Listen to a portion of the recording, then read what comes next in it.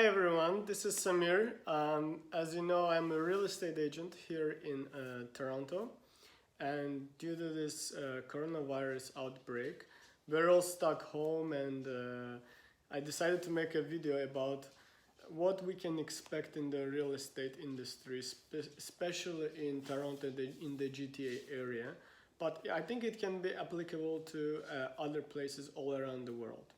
If you haven't subscribed to my channel, please go ahead and subscribe. I'll be posting more videos about real estate market. So first of all, let's look at the given facts. You know that governments all across the world are spending money now to boost the economy and to help people who lost their jobs or for some reason are not making their income. So small businesses, medium businesses, they're all affected at the moment.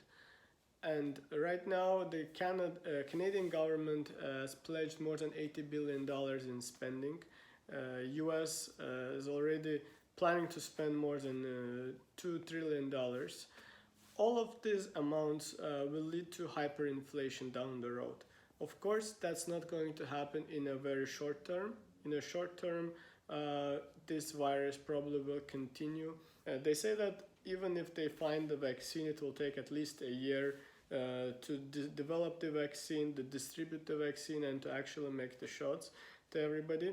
And by that time, that's already 1 year later, a lot of economies will be destroyed. So the government spending will decrease these negative effects. Second of all, if you look at the pre-construction market, right now in Toronto and in Ontario, these services now are considered non-essential services. First of all, they added all the construction into essential services, and then they removed construction, and they only left the construction of hospitals and major transit construction as essential service. So which means that there will be the projects that are right now were planned to be completed in a certain time in future will be delayed, right? So what will this contribute to? There's already a shortage in residential units in Toronto. So these projects will be delayed even further. So it means that the shortage will become even more excessive.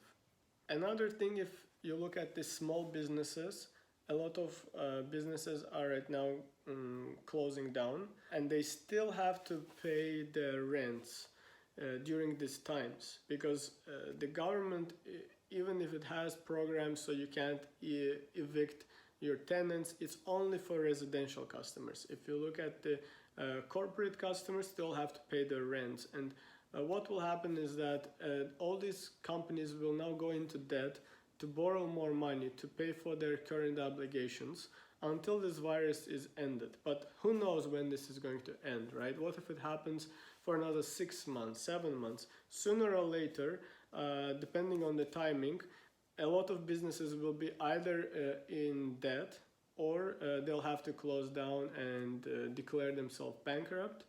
So what are the outcomes? First of all, the pricing will decrease in a short term. Right now, a lot of people are staying home, so they're not going out to see apartments. Activity in residential sales has already decreased 2 times. So right now it's a great time actually to buy a property, because a lot of people are staying home. They don't know what's going to happen in future.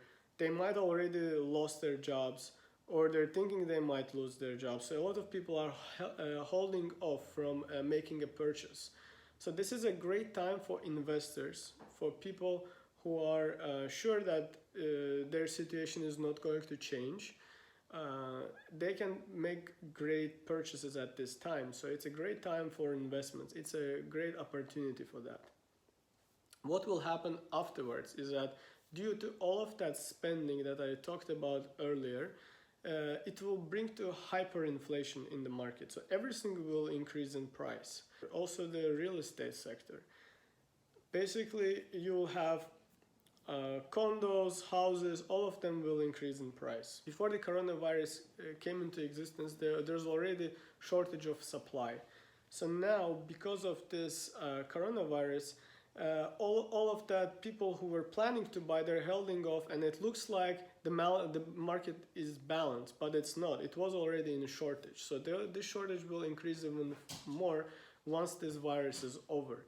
So after that happens, the prices will start skyrocketing. So you'll see, depending on how much the government will spend, the inflation will depend on that amount, right? So it can be 20% increase, could be 30% increase, could be even more than that. And it will happen in a very short period of time after the recoveries starting to take place. So what are the opportunities in this market? First of all, if you're planning to sell your property, right now it's not a good time. You have to wait until this virus pandemic is over, so people can start getting out of their homes, start working, be confident about their future, and then they can start buying properties. So if you're planning to sell your property, I would suggest to wait until that clears up. Right now is a great time to buy properties because you don't have much competition and you are not going to face a lot of multiple offer situations.